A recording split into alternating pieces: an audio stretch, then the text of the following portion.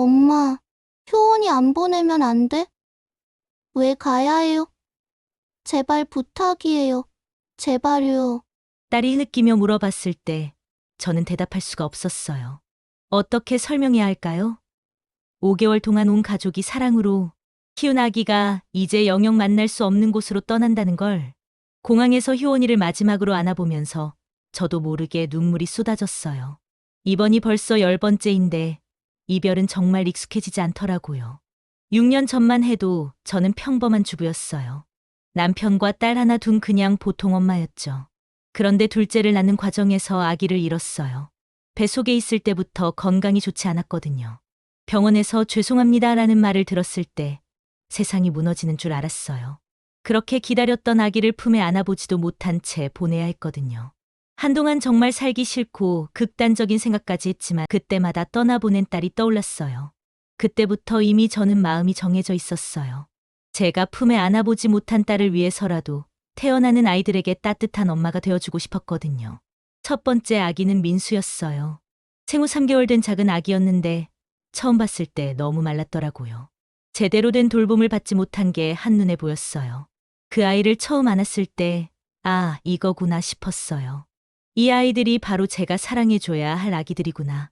남편은 처음에 걱정했어요. 당신도 힘든데 괜찮겠어? 하면서요. 하지만 민수를 보더니 남편도 마음이 녹았나 봐요. 그날부터 남편도 저 못지않게 아기를 예뻐했어요. 우리 딸도 마찬가지였어요. 처음엔 나 동생 생긴 거야?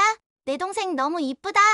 상황을 설명해 주니까 그럼 우리가 잘 돌봐줘야겠네라고 하더라고요. 그때 딸이 고작 6살이었는데도 말이에요. 민수는 8개월 동안 저희와 함께 있었어요. 처음엔 잘 웃지도 않던 아이가 점점 건강해지고 밝아지는 모습을 보면서 정말 보람을 느꼈어요. 그런데 입양 갈 때가 되니까 정말 가슴이 찢어지는 줄 알았어요. 공항에서 민수를 보내는 날 저는 하루 종일 울었어요. 남편도 딸도 같이 울었고요. 이런 아픔을 언제까지 겪어야 하나 생각했어요. 그런데 신기하게도 얼마 지나지 않아 두 번째 아기가 왔어요. 수연이라는 여자 아기였는데 이 아이도 민수만큼이나 제 마음을 파고들더라고요. 처음 몇 주 동안은 밤에 자주 깨서 울었는데 제가 안아주면 금세 잠들곤 했어요. 마치 진짜 엄마를 알아보는 것처럼 말이에요. 그렇게 두 번째, 세 번째. 어느새 9명의 아이들을 보냈어요. 각각의 아이들마다 다 특별한 기억이 있어요. 어떤 아이는 잘 웃었고, 어떤 아이는 울음이 많았고, 또 어떤 아이는 유독 남편을 좋아했고, 딸도 어느새 훌쩍 커서 아기 돌보는 일에 능숙해졌어요. 기저귀 갈고, 분유 타고, 재우는 것까지. 정말 작은 엄마 같더라고요. 우리 딸이 이렇게 컸구나 생각하니까 한편으로는 기특하면서도 미안했어요. 그리고 효원이가 왔어요. 이 아이는 처음 봤을 때부터 뭔가 달랐어요. 눈이 특별히 맑고 예뻤거든요. 생후 2개월이었는데도 저를 보고 방긋 웃는 것 같았어요. 효원이는 정말 순한 아기였어요. 밤에도 잘 자고, 잘 먹고, 잘 웃고, 저희 가족 모두가 효원이에게 푹 빠졌어요. 특히 남편이 퇴근하면 제일 먼저 효원이를 찾을 정도였어요. 딸도 효원이를 정말 좋아했어요. 학교에서 돌아오면 효원이 어디 있어? 라고 하면서 달려와서 뽀뽀하고 그랬거든요. 밤에 자기 전에는 효원이한테 동화책도 읽어주고요. 5개월이 흐르는 동안 효원이는 정말 많이 컸어요. 처음엔 4.5kg 밖에 안 됐는데 6kg이 넘게 나갔거든요. 뒤집기도 하고 옹알이도 하고 정말 사랑스러웠어요. 그런데 아동복지회에서 연락이 왔어요. 효원이 입양 가정이 정해졌습니다. 그 말을 들었을 때 가슴이 떨렸어요.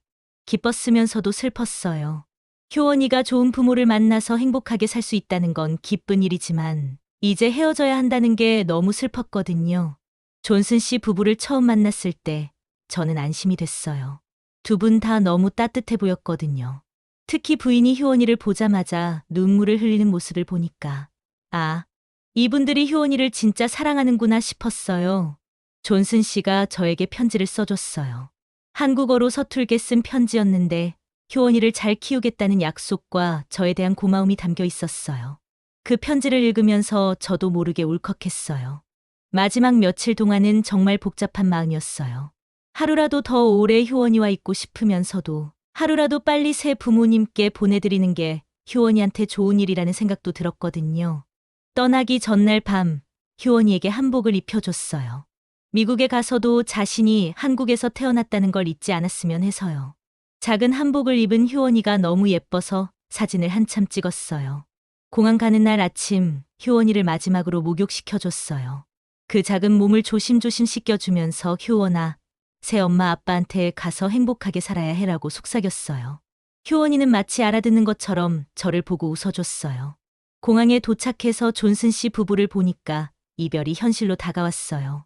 그동안 마음의 준비를 했다고 생각했는데 막상 효원이를 넘겨줘야 하니까 손이 떨리더라고요. 효원이는 하루에 몇 번 분유를 먹고 언제 자고 뭘 좋아하고 존슨 씨 부인에게 할 말이 너무 많았어요. 5개월 동안 함께 지낸 시간들이 주마등처럼 지나갔거든요.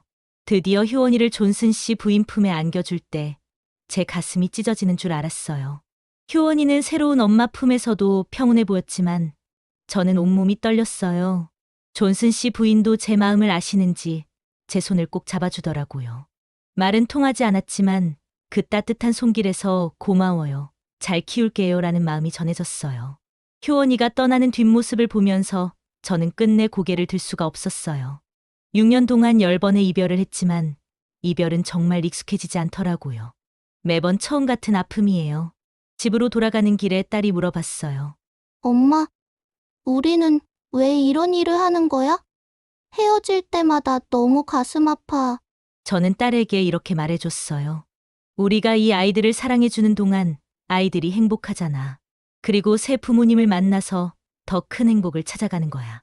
그날 저녁 아동복지회에서 또 연락이 왔어요. 새로운 아기가 왔다는 연락이었어요. 생후 일주일 된 여자아기라고 하더라고요. 제 마음은 또 다시 설레기 시작했어요.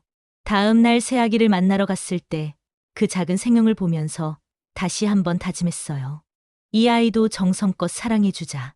새 부모를 만날 때까지 최선을 다해서 돌봐주자. 남편이 제게 말했어요. 당신이 이 일을 하는 걸 보면서 나도 많이 배워요. 이렇게 사는 것도 참 의미 있는 삶인 것 같아요. 나도 엄마가 정말 자랑스러워. 나 엄마 노릇같이 할게. 물론 힘들 때도 많아요. 밤에 아기가 울면 잠도 못 자고 아플 때는 병원도 다니고 그리고 무엇보다 이별할 때마다 마음이 찢어지잖아요. 하지만 그런 아픔보다 더 큰 보람이 있어요. 제가 돌본 아이들이 어딘가에서 행복하게 살고 있을 거라는 생각을 하면 가슴이 따뜻해져요. 비록 다시 만날 수는 없지만 그 아이들의 첫 번째 엄마였다는 사실만으로도 충분해요. 가끔 밤하늘을 보면서 생각해요. 제가 품에 안아보지 못한 딸이 하늘에서 저를 보고 있을 거라고. 그리고 엄마가 다른 아기들을 잘 돌봐주고 있구나 하면서 기뻐할 거라고요. 앞으로도 계속 이 일을 할 거예요. 제 품에서 사랑을 받고 자란 아이들이 세상 어디서든 행복하게 살아갈 수 있도록 말이에요.